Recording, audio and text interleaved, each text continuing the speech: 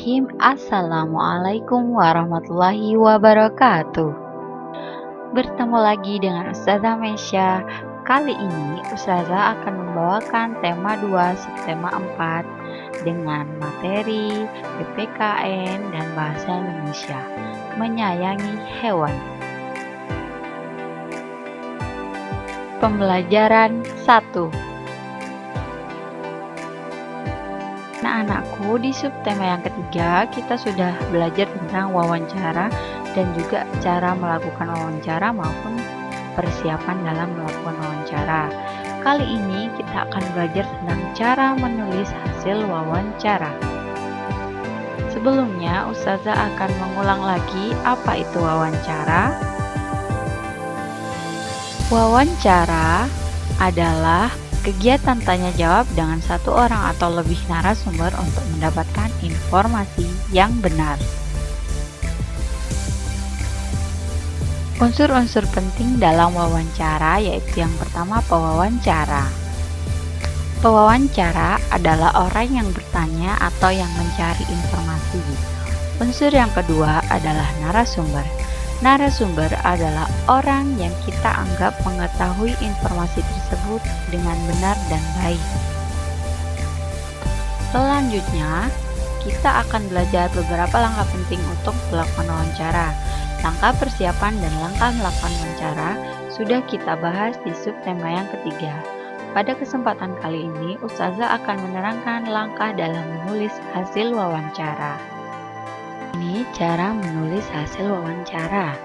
Yang pertama, buatlah resume atau catatan kecil tentang jawaban dari hasil wawancara. Yang kedua, buatlah kalimat sederhana dari jawaban tersebut. Yang ketiga, gabungkan susunan kalimat sederhana tersebut menjadi paragraf yang runtun atau berkesinambungan. Pembelajaran 2. Anak-anakku, di halaman 159 sampai 161, kalian akan membaca teks wawancara Melanie dan teman-temannya dengan narasumber petugas pet shop.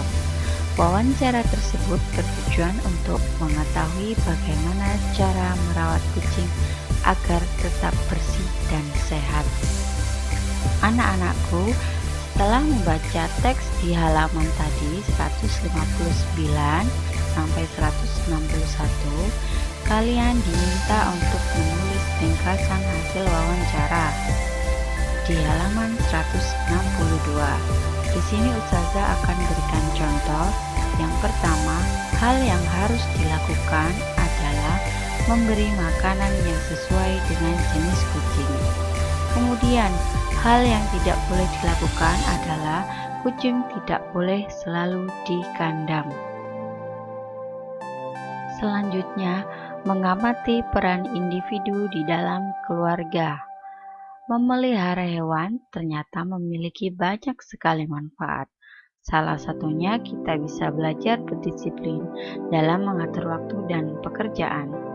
Di rumah Melanie, pekerjaan merawat kucing dilakukan bersama-sama dengan ayah dan ibunya. Mereka berbagi tugas sehingga pekerjaan menjadi ringan. Melanie bertugas memberi makan dan minum serta membersihkan pasir jika kucing pup atau buang air besar. Tugas ibu menyediakan makanan dan minuman untuk kucing. Tugas ayah adalah memandikan kucing dan membawanya ke dokter jika kucing tersebut sakit. Nah, anak-anakku, tentunya peran dalam keluarga berkaitan dengan tugas dan tanggung jawab yang harus kita lakukan. Setiap anggota keluarga memiliki peran masing-masing. Apabila setiap individu dalam keluarga melakukan perannya dengan baik, maka pekerjaan akan terasa lebih ringan. Tugas: isilah tabel dengan tanda checklist tentang pembagian peran individu dalam keluarga di halaman 164. Kalian boleh bertanya kepada orang tua, ayah maupun bunda di rumah. Pelajaran 3. Anak-anakku, di pembelajaran yang ketiga ini, kita akan belajar cara membuat kerangka wawancara. Jadi, dalam kerangka wawancara ini, terdapat 3 unsur yang sangat penting. Yang pertama, kita harus menentukan topik. Apa itu topik? Topik adalah inti dari seluruh isi tulisan yang ingin disampaikan atau dibicarakan. Kemudian yang kedua, narasumber. Narasumber adalah orang yang kita anggap menguasai atau ahli dalam informasi yang pewawancara inginkan. Nah, anak-anakku, sebuah teks wawancara yang baik tidaknya mengandung unsur-unsur 5W dan 1H. 5W dan 1H adalah what, apa, who, siapa, where, di mana, when, kapan, why, mengapa, dan how, bagaimana. Sebuah informasi yang didapatkan dari hasil wawancara setidaknya mengandung 6 unsur di atas. Pembelajaran 4. Anak-anakku, sekarang kita akan belajar jenis-jenis hewan di sekitar kita, yaitu dibagi menjadi 2, hewan jinak dan hewan buas.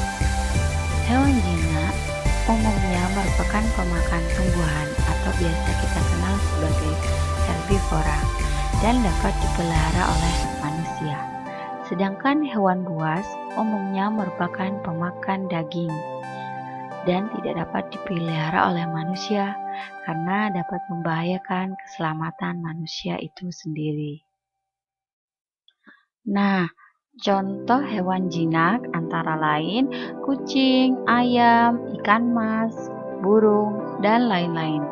Serta contoh hewan buas yang tidak boleh kita pelihara adalah harimau, ular, buaya, dan juga serigala. Nah, itu tadi contoh antara hewan jinak dan hewan buas. Kira-kira anak-anakku ingin memelihara yang mana ya?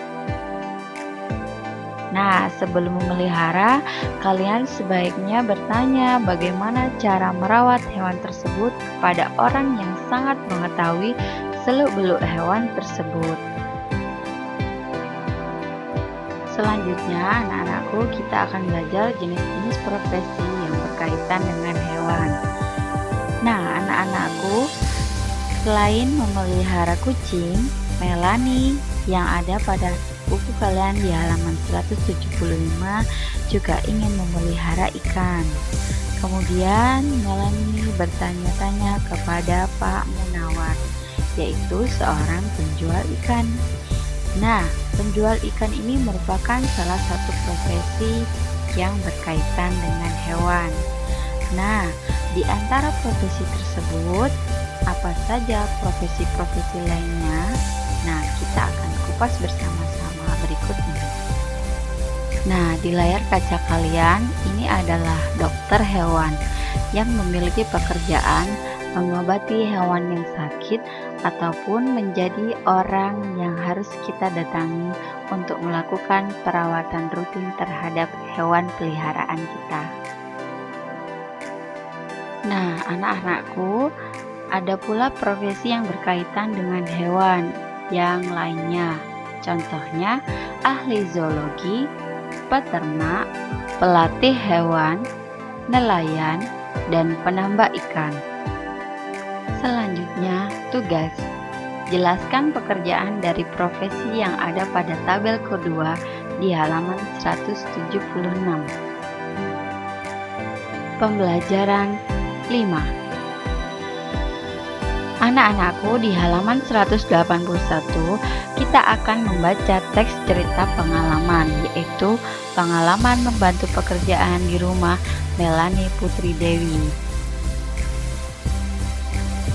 Nah, anak-anakku, tentunya kalian juga punya tugas di rumah, bukan? Apa saja ya kira-kira?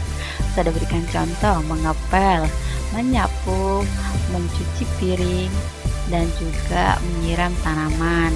Kemudian, bagaimanakah cara kalian mengerjakan tugas tersebut? Apakah dilakukan bersama-sama atau sendiri? Bagaimana perasaan kalian saat mengerjakan tugas tersebut? Insya Allah semuanya anak-anakku mengerjakan dengan penuh semangat dan ikhlas ya. Karena hal ini juga akan membantu pekerjaan orang tua kalian. Membantu pekerjaan orang tua merupakan salah satu wujud kasih sayang terhadap kedua orang tua kalian. Jadi, kalian harus membantu pekerjaan orang tua di rumah ya. Kucing desa dan kucing kota. Suatu hari, di saat matahari hampir tenggelam, seekor kucing kota dengan bulu lebat dan menawan datang menjenguk saudaranya di sebuah desa. Kucing desa amat senang dengan kedatangan sang kucing kota. Sang kucing kota berbincang-bincang mengenai pengalamannya, dan sang kucing desa hanya mendengarkan cerita itu. Sang kucing desa menjamu sang kucing kota dengan makanan yang sederhana. Sang kucing kota mengunyah makanan-makanan hidangan itu dengan sangat sopan, meskipun itu hanyalah sekedar basa-basi belaka. Sang kucing desa sangat tertarik mendengar cerita dari kucing kota itu. Sang kucing ingin sekali mencicipi bagaimana enaknya hidup di sebuah perkotaan yang penuh dengan makanan. Hingga akhirnya mereka tidur berdua dengan tenang dan nyaman di atas rerumputan dan jerami kering di bawah sebuah pohon yang rindang. Hingga ayam berkokok menandakan pagi hari telah tiba. Ketika tidur semalam, sang kucing desa bermimpi hidup di sebuah kota dengan segala kemewahannya. Hingga dia mau ketika sang kota mengajaknya untuk pergi ke kota bersamanya. Dengan janji bahwa sang kucing kota akan memberikan kesenangan, kemewahan dari kehidupan kota. Lalu, mereka berdua berangkat ke kota dengan penuh harapan. Sampailah mereka di sebuah rumah yang cukup besar dan mewah. Ketika mereka masuk, sang kucing desa kaget dengan makanan di atas meja. Dia mencium aroma yang sangat enak dan lezat, hingga semangat memakannya kini meningkat. Tidak lama kemudian, penghuni rumah datang dan melihat sang kucing desa telah berada di meja makan mengendus-endus makanan mereka. Dengan penuh amarah, penghuni rumah mengambil sapu lalu memukul sang kucing desa. Sang kucing desa merasa ketakutan dengan kelakuan penghuni rumah. Kemudian dia berlari menjauh darinya. Lalu, sang kucing kota menjelaskan kepada kucing desa bahwa bukan begitu cara mendapatkan makanan di sini. Pertama, biarkan para penghuni rumah makan dengan tenang. Kemudian kau harus mendekatinya sambil meminta-minta dan menggesek-gesekkan tubuhmu ke penghuni rumah itu. Maka cara itu akan berhasil, kau pasti mendapatkan makanan dari penghuni rumah. Jelas sang kucing kota. Sang kucing desa mencoba apa yang dikatakan sang kucing kota. Memang benar dia mendapatkan makanan dari penghuni rumah. Namun makanan itu adalah makanan sisa seperti tulang belulang. Sang kucing desa kecewa dengan keadaannya di kota. Dia berbicara kepada sang kucing kota. Aku memang memiliki kemewahan di sini, tapi apa mewahnya jika aku hanya mendapatkan sisa makanan dan hidupku tidak tenang. Ketika aku akan mencicipi makanan itu di meja, sebilah kayu menghantam tubuhku. Lalu sang kucing keluar dan meninggalkan kota tersebut. Kini dia kembali ke desa dengan makanan yang sederhana namun penuh dengan kedamaian dan ketenangan. Nah, anak-anakku, dari cerita tadi, pesan moral yang dapat kita ambil adalah bersyukurlah atas apa yang kita miliki saat ini, karena dengan bersyukur hidup kita akan merasa tenang dan damai. Nah, anak-anakku, sekarang Ustazah akan memberitahu langkah-langkah menyusun dialog drama. Dalam sebuah drama, kita pertama harus menentukan tokoh cerita. Yang kedua, membuat narasi. Jadi narasi itu berupa kalimat-kalimat sederhana atau pembukaan sebelum maupun di tengah-tengah cerita. Yang ketiga, membuat kalimat percakapan antar tokoh. Dan yang terakhir, Jangan lupa menyertakan keterangan ekspresi dan gerak-gerik tokoh. Pembelajaran 6. Anak-anakku, di pembelajaran yang terakhir kita akan belajar tentang peran individu di masyarakat. Tadi kan kita sudah belajar itu peran individu di keluarga. Sekarang kita akan belajar peran individu di masyarakat. Setiap dari kita memiliki peran yang berbeda-beda di masyarakat.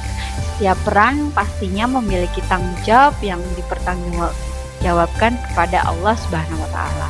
Anak-anakku, lakukan peran kalian dengan penuh disiplin dan keikhlasan. Nah, di dalam masyarakat banyak sekali komponen yang ada, seperti contohnya Pak ART, petugas keamanan, dan juga petugas kebersihan. Nah, tugas kalian adalah carilah peran individu yang ada di sekitar lingkunganmu dan catatlah pada tabel di halaman 189 sampai 190. Nah, itu tadi anak-anakku materi kita di subtema yang keempat. Jangan lupa tetap semangat belajar di rumah, jaga kesehatan. Syukron. Wassalamualaikum warahmatullahi wabarakatuh.